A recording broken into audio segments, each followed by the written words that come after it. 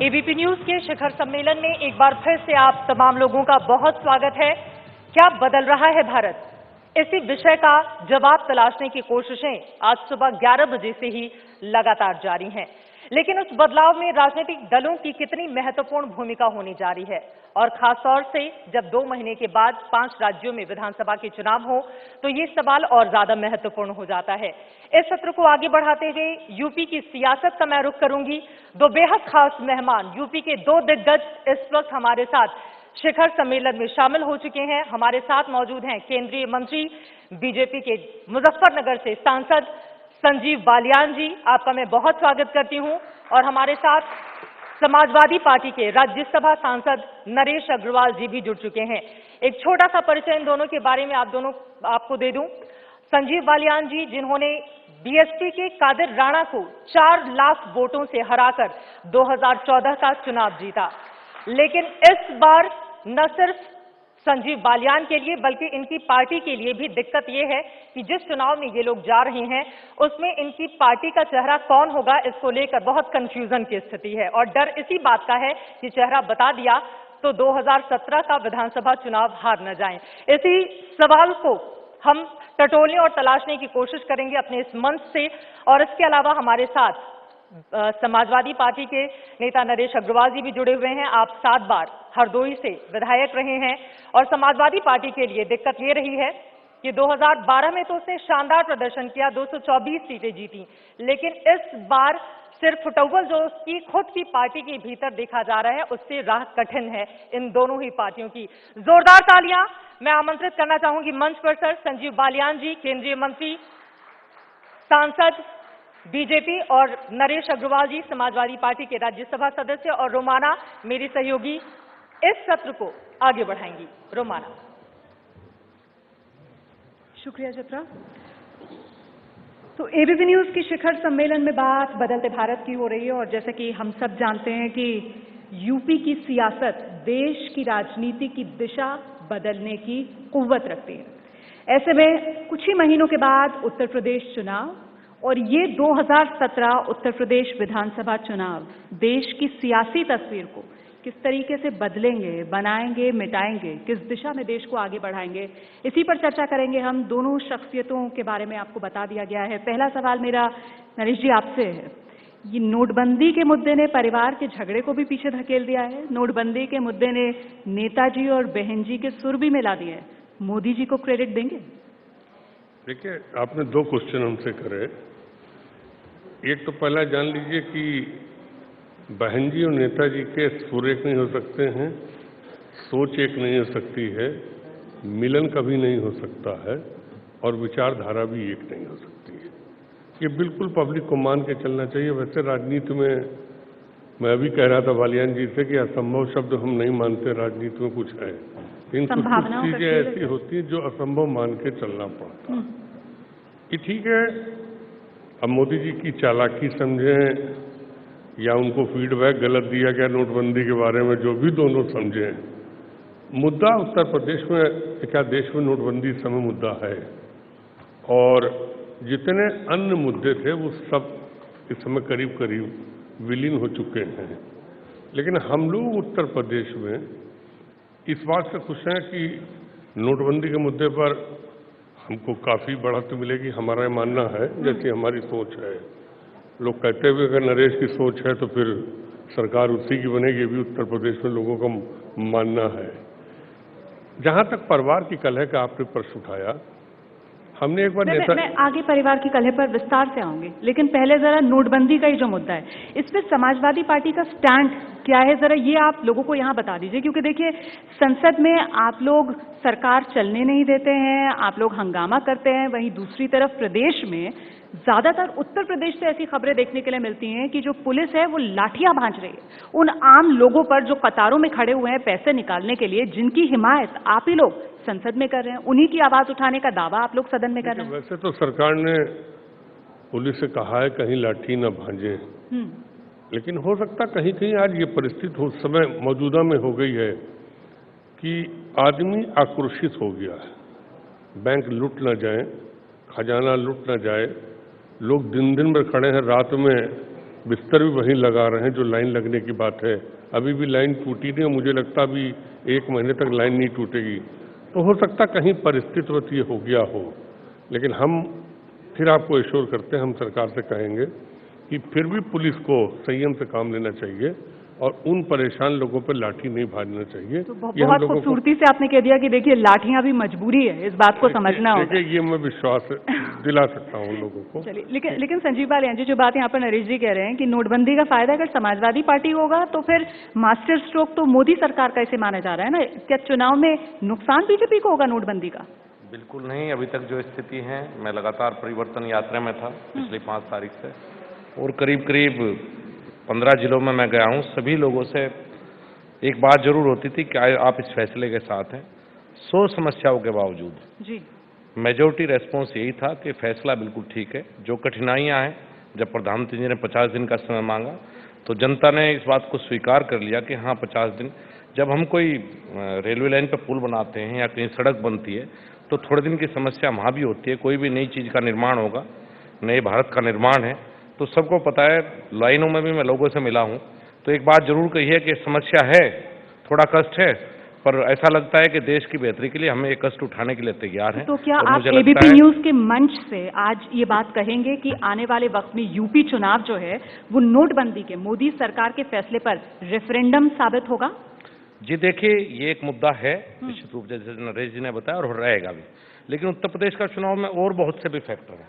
उत्तर प्रदेश के जो आज हालात हैं, मैं उन फैक्टर्स पे आऊंगी। फिलहाल में नोटबंदी क्या यूपी चुनाव में रेफरेंडम मोदी सरकार के फैसले के लिए साबित होगा? देखिए, सब कुछ तो नोटबंदी नहीं होगा, लेकिन निश्चित रूप से एक पक्ष इसका रहेगा कि नोटबंदी कहीं न कहीं लोगों के मन में बात है जो नरेश जी ने दिल्ली में बनाई हुई है विपक्षी दलों ने।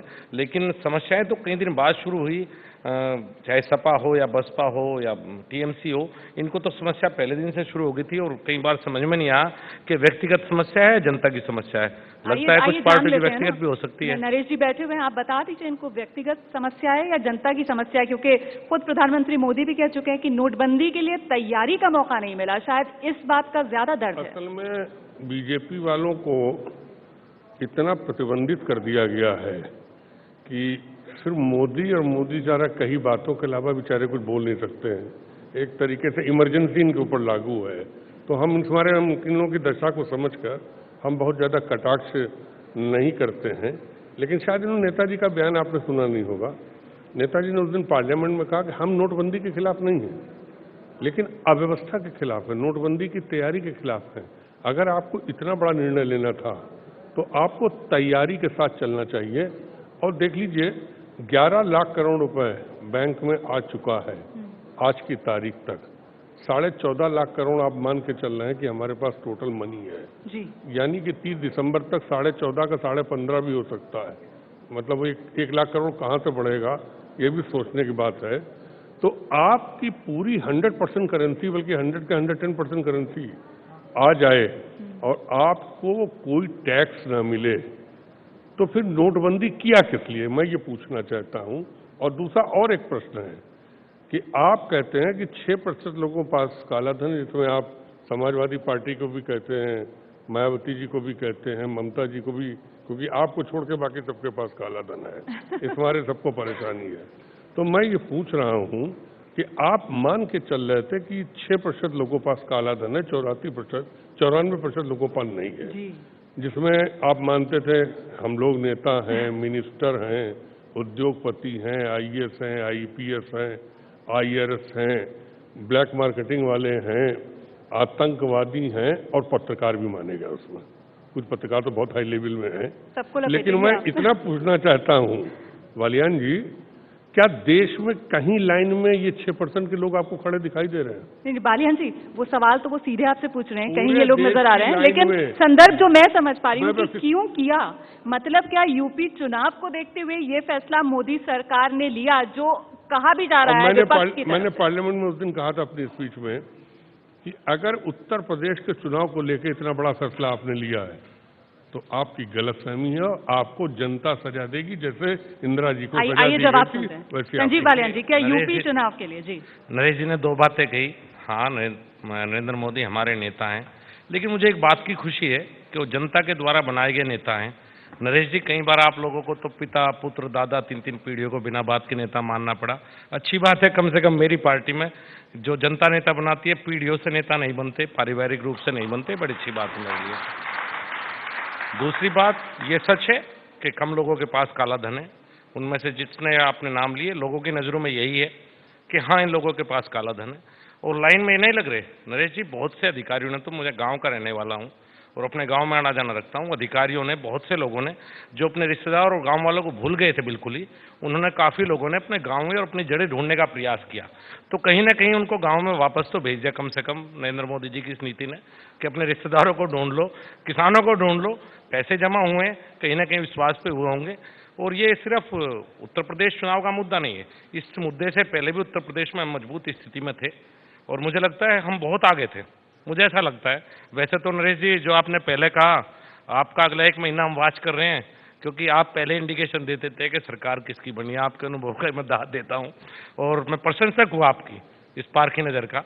लेकिन हम पहले ही आगे थे, सिर्फ उत्तर प्रदेश चुनाव को लेकर मुद्दा नहीं लाया गया, पूरे देश को लेकर मुद्दा लाया गया। अच्छा, यहाँ पर दर्शक जो हैं वो भी कुछ सवाल अपने भेज रहे हैं। संजीव बालियान जी, आपसे सवाल है। आपने किसान, अपने गरीब रिश्तेदारों का यहाँ पर जिक्र किया। आप खुद पश्चिमी उत्तर प्रदेश से आते हैं। ये सवाल रिजवी साहब बैठे हुए हैं, उन्होंने पूछा है कि गन्ना किसानों को फसल का उचित मूल्य एवं पिछला बकाया दिलाने के लिए सरकार का क्या प्रयास रहा है। और देखिए, अब ये नोटबंदी की वजह से खरीफ की फसल जो है बिकने के लिए तैयार है, रबी की फसल बुआई होनी है उसकी, किसान को नोटबंदी की वजह से जो परेशानी हो रही है उसको खत्म करने के लिए क्या प्रयास, क्योंकि अब आज तो पुराने नोटों से अब डीजल भी नहीं मिलेगा ना रात 12 बजे के बाद से।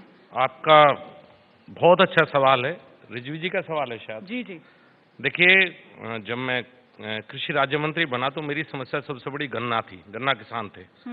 नरेश जी साथ बैठे हैं, ये भी अच्छी तरह जानते हैं जो जमीनी हकीकत है। जब हमारी सरकार बनी, चीनी के रेट 22-23 रुपए किलो थे।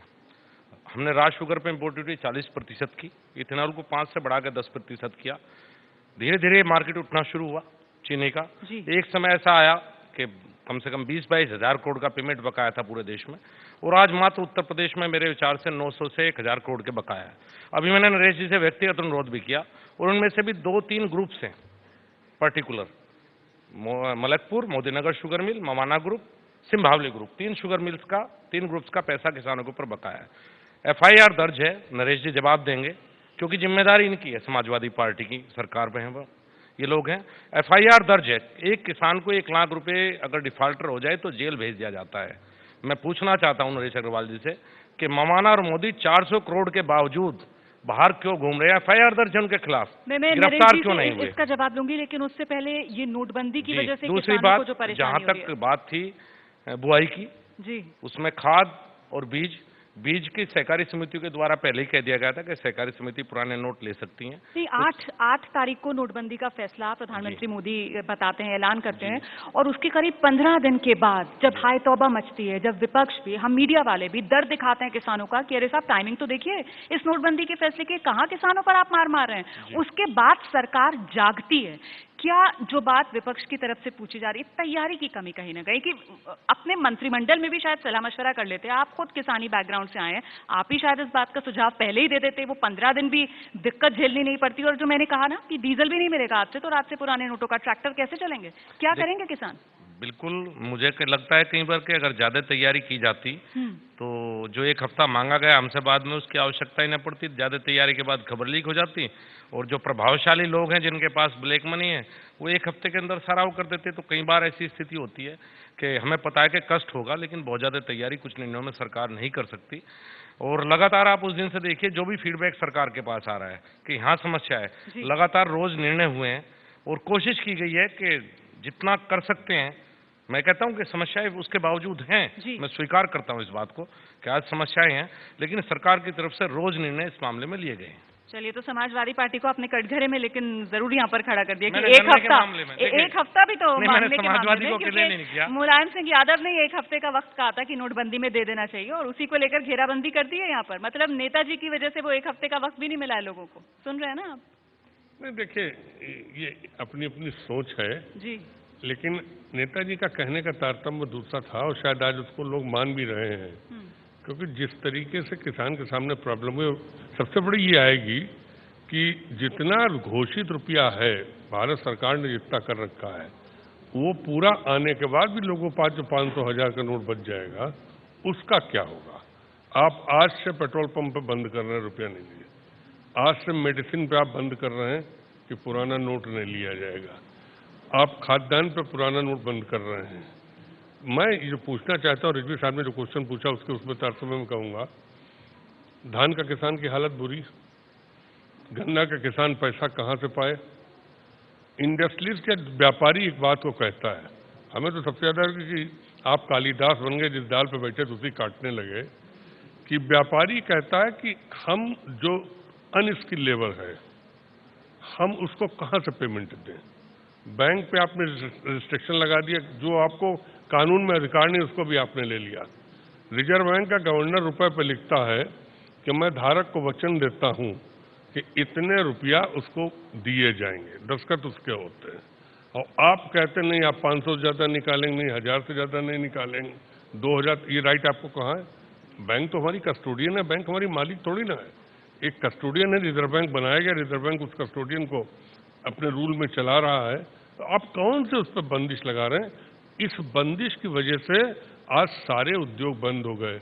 आपको मालूम लुधियाना आप की दोनों से बात करके मैं ये समझ पा रही हूँ कि देखिए आने वाले वक्त में यूपी चुनाव, नोटबंदी का मुद्दा ये और सियासी तौर पर गरमाएगा, इसे राजनीतिक दल छोड़ने वाले नहीं है। लेकिन अब यूपी चुनाव में और कौन कौन से मुद्दे होंगे जो उठेंगे? मैं आपसे मैं शुरुआत मैं एक मिनट संजीव जी से मैं शुरुआत इस सिलसिले में करना चाहती हूँ कि 2014 लोकसभा चुनाव के दौरान जब प्रधानमंत्री नरेंद्र मोदी उत्तर प्रदेश ही गए थे, गोरखपुर की रैली थी जहां उन्होंने 56 इंच के सीने का जिक्र किया था, और 56 इंच के सीने का जिक्र उन्होंने गुजरात के विकास के संदर्भ में किया था। ये भी यहाँ पर कहना बहुत अहम हो जाता है।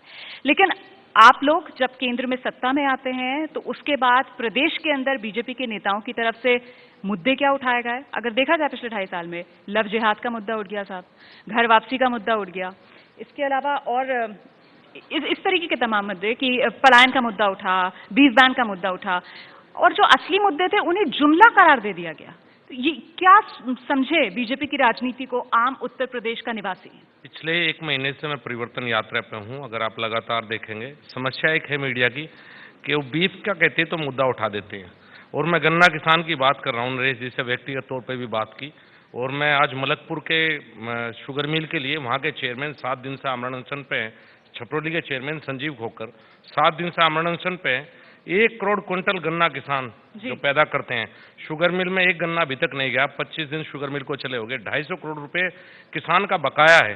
नरेश जी अगर वो दिलवा दें तो मैं आपसे एक वायदा करता हूं कि चाहे कैसे हो बड़ौद के किसान का पेमेंट जरूर भिजवा दूंगा। कम से कम एक बार आप दिलवा दीजिए। जिस बात को हम मुद्दा बनाने की कोशिश करते हैं, धान और गेहूं की, धान का जिक्र नरेश जी ने किया, हमारे साथ में मध्य प्रदेश है, हमारे साथ में हरियाणा है, एक एक दाना धान और गेहूं की खरीद सरकार करती है। उत्तर प्रदेश में क्यों खरीद नहीं हो पा रही धान और गेहूं की? संजीव बालियान साहब, यहाँ सुनने में बहुत अच्छी बातें लग रही है सारी, धान और गेहूं की खरीद, लेकिन देखिए जो जमीनी स्तर पर मुद्दे गूंजते हैं ना, जिनकी धमक सुनाई देती है, वो घर वापसी सुनाई देती है, वो लव जिहाद सुनाई देती है, इस तरीके के मुद्दे हैं जो असली मुद्दों को दरकिनार करते हुए हावी हो जाते हैं। आज हम मुद्दा यही उठाना चाहते हैं, चाहे गन्ना किसान का हो, धान और गेहूं के किसान का हो, 24 घंटे बिजली का हो। जो बिजली व्यवस्था खराब है उत्तर प्रदेश में, उत्तर प्रदेश की सड़कों की हालत खराब है, उत्तर प्रदेश में कानून व्यवस्था की हालत खराब है। आज मुद्दे हम इन चीजों को बनाना चाहते हैं, वो मुद्दे नहीं है चुनाव के, मुद्दे विकास है, मुद्दे किसान है। बहुत शुक्रिया यहाँ पर क्लैरिफाई करने के लिए। 2017 यूपी विधानसभा चुनाव, बीजेपी ने अपना एजेंडा यहाँ पर साफ किया, विकास का मुद्दा जिस पर पार्टी आगे बढ़ेगी। तो क्या ये माना जाए कि नरेंद्र मोदी की, प्रधानमंत्री की जो विकास की सियासत की खींची हुई लकीर है, उसी ने समाजवादी पार्टी में फूट डाल दी, जो ये परिवार का पूरा झगड़ा देखने के लिए मिला है? नहीं, हम तो अभी तक समझ नहीं पाए कि 2.5 साल करीब केंद्र सरकार को बने हो गए जी। 56 इंच का सीना किस बात के लिए दिखाई दिया, हमें तो आज तक दिखाई नहीं दिया। और चुनाव में जितने वादे, अभी बालियान जी कह रहे थे कि हमारे मुद्दे हैं, कानून व्यवस्था है, हमारा मुद्दा उत्तर प्रदेश में बिजली का है, कानून व्यवस्था का, सड़क का है, शायद इनका मुद्दा होगा, लेकिन उत्तर प्रदेश के लोगों का मुद्दा नहीं है। आज आप देखिए, आप ही ने, एबीपीपी ने सबसे पहले सर्वे चलाया था, और उत्तर प्रदेश में अगर चीफ मिनिस्टर पद पे किसी को किसी ने लायक किया तो सिर्फ अखिलेश यादव को लायक किया गया, दूसरा चीफ मिनिस्टर का। अरे साहब, मैंने तो ये सवाल ही इसलिए पूछा क्योंकि अखिलेश का जो समाजवाद है, जरा आप उसे समझने की कोशिश कीजिए। हम जब चर्चा करते हैं इस पर तो हैरानी होती है हमें कि वो समाजवाद की तो परिभाषा ही उन्होंने बदल दी, क्योंकि अखिलेश के समाजवाद में लैपटॉप भी आ जाता है। अब अखिलेश के समाजवाद में तो स्मार्टफोन का जिक्र होता है, उसमें एक्सप्रेसवे भी है, उसमें मेट्रो भी है, लेकिन जो समाजवाद की पुरानी परिभाषा थी, दिक्कत क्या यहीं से हुई? इसीलिए मैंने कहा कि मोदी जी की खींची हुई विकास की लकीर उसी ने परिवार में फूट डाली। नहीं, विकास की लकीर होती तो परिवार में फूट कहीं पड़ती, विकास की लकीर दिखाई दी। मुझे तो सबसे ज्यादा हैरानी है कि देश में जितने प्रधानमंत्री हुए ज्यादातर उत्तर प्रदेश से हुए। मोदी जी भी आज उत्तरी प्रदेश से प्रधानमंत्री बने। मैंने प्रधानमंत्री जी से एक दिन व्यक्तिगत भी कहा था कि अगर बनारस से न जीतते तो शायद प्रधानमंत्री भी न बनते। लेकिन एक ट्रेंड हरदम रहा कि देश का प्रधानमंत्री उत्तर प्रदेश के लिए अलग से एक बैठक बुलाता था। मैंने इंदिरा जी के जमाने में देखी, राजीव जी के भी जमाने में देखी कि उत्तर प्रदेश को अलग से प्रदेश माना गया, इन सब प्रदेशों के साथ नहीं। अब बालियान जी तो एक बढ़ौत के लिए बोले कि हम बढ़ौत के किसानों को दिला देते, ये भूल गए कि देश के कृषि मंत्री हैं, इनके सामने पूरे देश के किसानों की समस्या है। लेकिन आरोप समाजवादी पार्टी पर भी लगते हैं कि मुलायम सिंह यादव ने भी उत्तर प्रदेश शायद सफाई को ही माना, क्योंकि ये सवाल आया सुमित मिश्रा का। ये कह रहे हैं कि सफाई महोत्सव पर करोड़ों रुपए खर्च होते हैं, विश्व प्रसिद्ध संत कबीर के कबीर महोत्सव का बजट सिर्फ 10 लाख। ये कैसा समाजवाद? एक बात आप जान लीजिए, सफाई महोत्सव पे जो पैसा खर्च होता है वो उसमें उत्तर प्रदेश सरकार का कोई हिस्सा नहीं होता। सफाई महोत्सव समिति उसको खर्च करती है, उसमें राज्य सरकार का एक पैसा नहीं। पहले मैं जनता में बड़ा स्पष्ट कर दूं कि लोग सोचते होंगे कि उत्तर प्रदेश सरकार का पैसा खर्च हो रहा है, तो सफाई जो समिति है महोत्सव वो पैसा खर्च करती है, लोग देते हैं, वहां से खर्च होता है। और अपना अलग अलग हर आदमी को, हमारी भी जिंदगी में अगर प्राथमिकता कहीं है तो हरदोई पहली प्राथमिकता रहती है। धन्यवाद, आपने कम से कम आरोप पड़ोस का सवाल ही खत्म कर दिया आपने ये कहकर। जहाँ जन्म लेता है, जहाँ से राजनीतिक विकास उसका होता है, जहाँ बड़ा होता है, अगर वो आदमी उस जगह का सगा नहीं तो किसी का सगा नहीं हो सकता। संजीव बालियान साहब भी तो हम आप जैसे ही हैं, लेकिन मेरा सवाल ये है कि ये जो परिवार के अंदर झगड़ा हुआ है, इससे समाजवादी पार्टी को यूपी चुनाव में नुकसान होगा? झगड़ा दिखाई दे रहा है, मैं नहीं समझ पा रहा हूँ। मैंने स्टेज पर आकर कैमरों पर नारे लग गए, घरों के बाहर मैंने एक दिन नेताजी से पूछा कि नेताजी ये सबको आप ऐसे लेके कैसे चलते हैं? तो नेताजी बोले, नरेश हमारी पार्टी शंकर जी की बारात है, हमारे यहाँ सभी एक साथ चलते हैं, हम सबको ले चलते हैं। हम कहते हैं लोगों को इस बात की तारीफ करना चाहिए कि देश की पहली रीजनल पार्टी ऐसी है। मैंने रीजनल पार्टी तुम्हारे कहा कि जो राज्यों में बनाई है वो एक व्यक्ति के नाम पर चलती है। नेताजी ने उस पार्टी को बनाई है जहां डेमोक्रेसी मौजूद है। नहीं, लेकिन अखिलेश को तो ये गम होगा ना कि गैरों में कहाँ दम था, हमें तो अपनों ने ही लूटा। अब खुद चाचा आकर जो सरकार में मंत्री थे वो आकर कहते हैं अखिलेश झूठ बोल रहा है, मुख्यमंत्री झूठ बोल रहा है, माइक छीन लेते हैं। आप जरा सोचिए संदेश क्या है? मैंने 20 बार कहा जी, वारिस बेटा होता, वारिस भाई कभी नहीं होता। अब किसी को गलतफहमी है तो उसका कोई इलाज नहीं हो सकता है। देश में हरदम वारिस बेटे को माना गया है और नेताजी का वारिस अगर कोई होगा तो अखिलेश होगा। और हमारी सरकार उत्तर प्रदेश में बनने जा रही, मुख्यमंत्री अखिलेश होंगे। हम डिक्लेयर करते हैं, हम इनसे चाहेंगे कि ये बीजेपी का वो चेहरा सुंदर हमको बता दें। जो बात आप कह रहे हैं कि जिन्होंने गलतफहमियां पाली वो इस बात को अगर समझ जाएं तो बेहतर होगा कि हमारा कौन मुख्यमंत्री बनेगा। चेहरे पर जवाब लेते हैं कि नरेंद्र मोदी का चेहरा तो सामने है, फिलहाल तो brand Akhilesh versus brand Modi, लेकिन चेहरा क्यों आगे नहीं कर रही है बीजेपी? बिहार से सबक सीखा ही नहीं क्या? देखिए नरेश जी, से पहले तो एक बात कहूंगा, देश को आजाद हुए 70 साल हो गए, कम से कम अब तो परिवारों से राजनीति में ऐसा ना कहें। यहाँ जनता नेता चुने कि बाप के बाद बेटा, बेटे के बाद बेटा, ये तो राजशाही थी। ये मेरे विचार से लोकतंत्र नहीं है। तो कम से कम मैं खुश हूँ ऐसी पार्टी में हूँ जहाँ मोदी जी आके मुझे नहीं कम से कम देखना पड़ता कि पुत्र किसका होगा। इसके बाद जो जनता चुनेगी वो आगे रहेगा, तो अच्छी बात तो ये। दूसरी बात ये कि कल भी आप आज अखबार पढ़ें, नेताजी ने बार बार आजम जी ने कहा, उसके बावजूद नेताजी ने डिक्लेयर, नरेश जी ने जरूर कर दिया, लेकिन नेताजी ने कल भी डिक्लेयर नहीं किया कि अगले मुख्यमंत्री अखिलेश यादव होंगे। आप कहते इतना अच्छा काम किया, उसके बावजूद आपके राष्ट्रीय अध्यक्ष भी कह रहे हैं कि अभी नहीं पता कौन मुख्यमंत्री होगा। तो आपके जब पार्टी के राष्ट्रीय अध्यक्ष नरेश जी अभी संतुष्ट नहीं है उनके काम से, तो जनता और हम कैसे संतुष्ट हो सकते हैं? बिल्कुल, एक खेमे में चुप्पी और दूसरे खेमे में कहीं ना कहीं असमंजस, चेहरे को लेकर पुष्टि भी नहीं हो रही है ना, मोहर भी नहीं लग रही है। वही बात जो यहाँ पर संजीव जी ने कही। स्पष्ट कर रहा हूँ कि अखिलेश चेहरा है मुख्यमंत्री पद का और उत्तर प्रदेश के अगली सरकार के मुख्यमंत्री अखिलेश अखिलेश यादव होंगे। सर, वक्त मेरे अब पास समय नहीं, BJP तो ये और बता चर्चा दो हम तो और ज्यादा आगे बढ़ा सकते थे, लेकिन अभी भी इंतजार नेताजी के कहने का है। नेताजी कब मोहर लगाएंगे, इसका नेताजी इंतजार लगा सभी को चुके है। मोहर। बहुत बहुत शुक्रिया आप दोनों का हमारे साथ इस चर्चा में शामिल होने के लिए।